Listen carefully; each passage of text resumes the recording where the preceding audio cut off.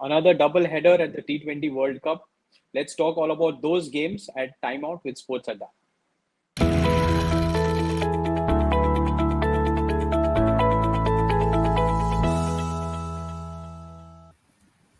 Arun, the defending champions are struggling. They need to start winning, isn't it, to get the tournament alive once more? I'm trying to show them some support, Akhil. If you've noticed the color on my shirt, this is the closest I can get. But yeah, I mean, they've had a disappointing campaign. The West Indies, Hmm. blown away in the first game. The second game, they got off to a good start against South Africa, but then capitulated. It's been a disappointing run, and and there's more changes now. I mean, this game against Bangladesh won't be easy, but Yeah, look at it as a silver lining. I mean, I'm reading Obed McCoy has been ruled out, and eventually Jason Jason Holder. Yeah. Holder has been brought in as a replacement. So, though I don't know if there's room for him, I don't know if they'll accommodate him, but yeah, I mean, this is really their last chance, and this matchup isn't favorable to the West Indies. You're absolutely right. I mean, who would have thought that with the kind of hitters, the kind of popular names that West Indies have, we'd start off this session by saying that Bangladesh look like the team which have the favorable conditions here because they have the spinners and they've managed to put up a better total in their first match. So while they've lost the games, but I mean they've started to bat a little better than the West Indies from whatever we've seen. Yeah, Bangladesh are batting better. Bangladesh have a bit of momentum having played in that first qualification round. Yes, they were blown away by England. That can happen. But in this particular match, I think Bangladesh have their more than their noses ahead. And I'll say this because they've got quality spinners, Akil, and West Indies. Just tell them, just mention spin to them, and I just think they'll lose it. I'll just draw your attention to a couple of numbers, Akil. First, let's Sure. look at what spinners have done against the West Indies in this World Cup. In the first game, Moeen Ali was 2 for 17, and then Adil Rashid just showed up. He didn't have to work hard as well. Hmm. 2.2 overs, 2 runs, and 4 wickets. Incredible spell that was. And then in the next game against South Africa, yes, Tabriz Shamsi went for a few runs, 3 overs, 37. But what did the other two spinners do? Aiden Markram, three Opened the overs, bowling, one isn't he? maiden. Say again. He bowled right at the top. He bowled Correct. in the beginning. Correct. Yeah. Yeah. 3 overs, one maiden, 22 runs. Didn't pick up a wicket. It's all right. Keshav Maharaj, 4 overs, 24 runs, 2 wickets. So spin it to win it against the West Indies. Spin it to win it. Also, it's an afternoon game, so the chance of Dew coming in, helping the West Indies batsmen against spin Zero. is also exactly. So it's an afternoon game, which is also very crucial. Uh, what do you think Which is also the means, okay, good you brought this up, which also means the surface will definitely be slower. With the sun beating down, and given how warm it is during the day, the surface will definitely be slower. And there will be some purchase for the spinners. And Bangladesh have got three good spinners, Akil. There's Shakib, obviously, but there's Nasum Ahmad and there's Mahdi. So yeah, West Indies up against it. only good part here is while it's an afternoon game, like you mentioned, the sun will be beating down. The game is at Sharjah, so just the boundary size there might be encouraging for the West Indies that even the miss hits that they have of the spinners can clear the small ground. That's if the West Indies decide to shed their conservative or cautious approach against spin. Just look. I Hmm. mean, I don't know, Akhil. We don't normally talk about West Indies in this kind of a tone, but Yeah, look at that. Look at their strike rates this season. First, overall strike rates in T20s this year, T20 yeah. Is this year. I mean, how can you have a Lendl Simmons with 113? We don't talk about Chris Gale batting with a 115, 116. There's a Nicholas Puran with 120. There's a Shimron Hetmeyer with 115. So that's four of your top five batsmen batting at just over run a ball. I mean, that's your engine room, and those are the batsmen who bat for most part of the innings. I mean, let's not even talk about the strike rates against spin. Dismal. 93, 120, 106, 116. I mean, not really looking good for the West Indies. But like I said, I'm wearing red for a reason, maroon for a reason. Yes, we both want West Indies to do well. It's important. I mean, forget the numbers against spin. They are the kind of batsmen, who start to get some momentum. And I think more than anything, more than spin, Arun, I think it's just the conditions that have been a little challenging for them. Not really used to getting the ball freely on the bat and being able to swing through the line. I mean, the kind of knock that a Lendl Simmons played in the last match was very surprising. It's Don't an remind approach me. which is it's not an approach that goes well with what West Indies have been playing. So it's a tough one for them to now come back, because this group is also going to be very tight. Already they are sitting on 2 games and they've lost the 2 games. So it's going to be a real uphill task for them now. Yeah, you spoke about the conditions. Just draw your attention to one more stat, Akhil. Look at the two teams' record in the UAE. I mean, it's surprising. Neither teams won a game in the UAE. When I say Hmm. UAE, it's Sharjah, Abu Dhabi, and Dubai. Together, they've played 7 matches, and this is not head to head. Individually, they've played 7 matches. Neither Right. teams won. Bangladesh are 0-2, West Indies are 0-5. And that's purely because of the conditions, I'd imagine. That's a good pick. So we would have expected Bangladesh to do much better here, isn't it? Simply because they have the kind of bowlers to take advantage of the conditions. So that is a surprising stat. What That'll about the change. Bangladesh team? That'll change. I hope that changes at some point in time during the tournament. But we've got to speak about that all rounder who's recently climbed to number one, Akhil. Shakib has been there. He's been one of the top all-rounders, Arun, for years. We spoke about him in the Indian T20 League also. If you remember, we were wondering when he's going to get his chance. He's been picking up wickets. I've seen him bowl on TV, but the way the ball is drifting out, he's actually looking like he's going to pick up a lot of wickets. So very impressive, deserving number one all-rounder. Though I would say Jadeja would like to compete for that slot, Ravinder Jadeja. But Shakib, absolute champion. Absolute champion, yes. He's batting all right as well. He's not batting great, but I think that Bangladesh lineup, I don't really know if he understands his role in that batting lineup. He's getting runs, Yeah. yes, but Bangladesh perhaps could get more out of him. That's what I'm trying to get at. But yeah, I mean, he's having a dream competition. Remember what he did in the 2019 World Cup, Akhil? Another ICC tournament, he had a Single-handedly. dream competition. Absolutely.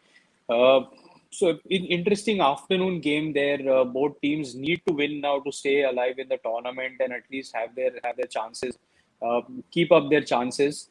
What's the pick there? West Indies, Bangladesh. I know you're wearing maroon, so West Indies. I'd still back the West Indies solely because I think this is a do or die game for them, and they will believe they will shed that inhibition against spin and play freely. It's Sharjah, like you mentioned, one-handed hits will sail out to the hardware shop. That's great. West Indies also for me. I'm really hoping to see some kind of resurgence in the way that they're playing. I want them to do well in the tournament. It's nice to see West Indies doing well, isn't it? When they just win, they celebrate with such spontaneity. It's just nice to see them back doing well on international cricket. So West Indies, it is for me also. And then there's an evening game around. There is a team which is looking really really strong. Two difficult matches they've won very very comfortably. I mean the second one obviously beating New Zealand for Pakistan it wasn't very comfortable like the first game, but two huge wins in the tournament. They've already been spoken about as favorites now by a lot of experts. So Pakistan take on Afghanistan in an evening game in Dubai. Uh, any matchups that we can look at there? This Akil, we spoke about India, Pakistan, we spoke about Australia, England as big matches. But this game, Pakistan v Afghanistan, is possibly the biggest in the competition in this part of the world.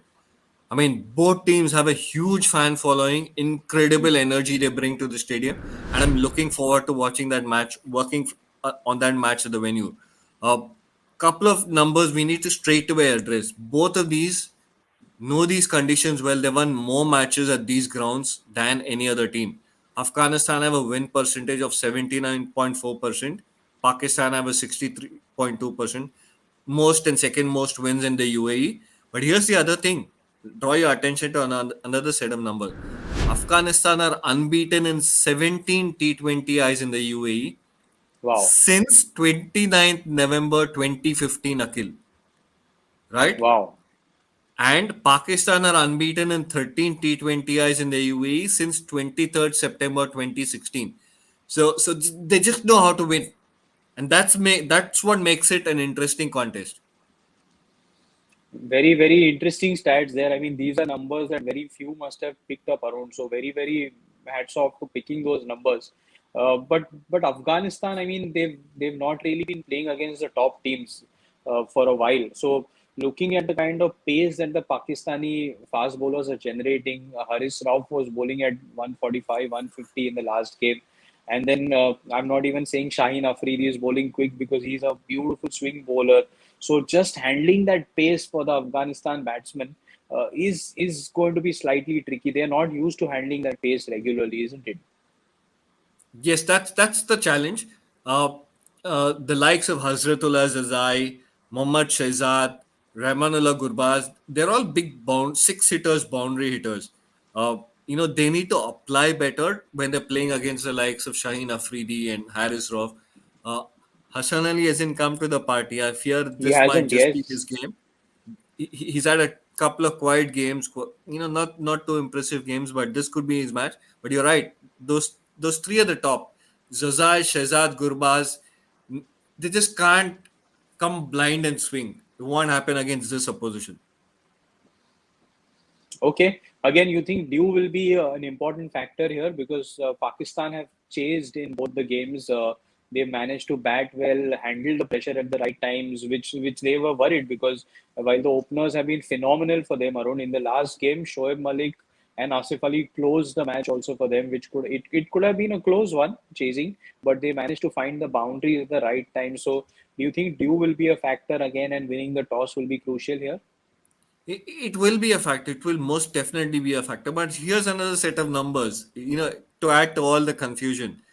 Uh, in T20s in Dubai in 2021, the teams have chased and won 75% of the games. But look at what's happened with Afghanistan. Afghanistan in T20Is this year, their win percentage batting first is 100, meaning they won all their games batting first. I think it's 4 out of 4 or 5 out of 5. The win record chasing is 50%. So Afghanistan prefer batting first. Pakistan obviously prefer chasing. So, it's going to be interesting what if the coin falls in favor of Afghanistan, what they elect to do. Will they go away from their, 100% winning streak batting first and decide to chase only because of the conditions? That's going to be really interesting to watch. Yes, any matchups that we can look at in terms of the in terms of the Afghanistan bowlers challenging the Pakistan batsmen, especially the openers there. I'm only purely looking at, okay, since you brought this up, the champion bowlers in that lineup, Akhil. I mean, the fast bowlers will do their bit, will be expected to do their bit, but how can you not speak about Rashid Khan and Mujibur Rahman? They are Mujib the was two bowlers to outstanding. watch out for me. In the previous game, Mujib was outstanding. He really showed his complete wares.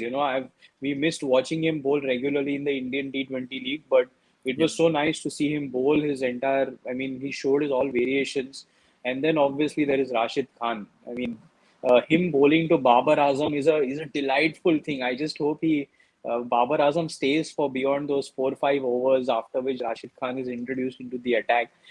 These two, they're champion players. They go across playing in multiple leagues. I don't know how they'll compete against each other. So it's going to be interesting. I'm hoping to see that matchup actually. Just a couple of overs where Rashid Khan goes up against this champion batsman from Pakistan. Delightful contest. That's the matchup I'm looking forward to. Absolutely, absolutely. The other stuff people need to remember about is the strike rates of the Afghanistan batsmen, Akhil.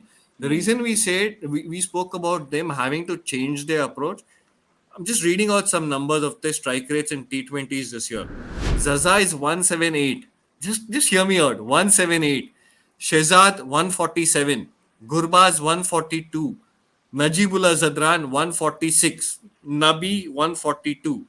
So they're not even 120, 130 a kill. They're all explosive batsmen. Could make for really good entertainment if they get on the roll. Will be real fun. This will be interesting to see if they manage to bat second. That's what I'm really looking forward to, because with these kind of strike rates around, and their ability to hit boundaries, if they manage to just get off to a flyer in the first 6 overs, then there could be some panic in that lineup. So it's a very interesting stat that you've picked here. But Pakistan again clear favorites into the match with the kind of confidence they're going. Even if they are under pressure, I think they've managed to find ways to win this time. So just sheer class in their bowling lineup. I think I'm going to have Pakistan as my favorites for this. Pakistan for me too. Undoubtedly, Pakistan for me too. Uh, uh, like you said, Afghanistan haven't been tested by that kind of an opposition yet. So I fear one of those streaks, winning streaks, to come to an end. It will be Afghanistan's. Though I hope it's not, but it will be Afghanistan's. Okay, then we are in agreement. West Indies and Pakistan are the teams that we are picking for today. We'll talk all about the games and more here at Time Out with Sports Adda. We'll be back soon. Please do send us your comments, your thoughts, and we'll talk about them here. Thank you so much.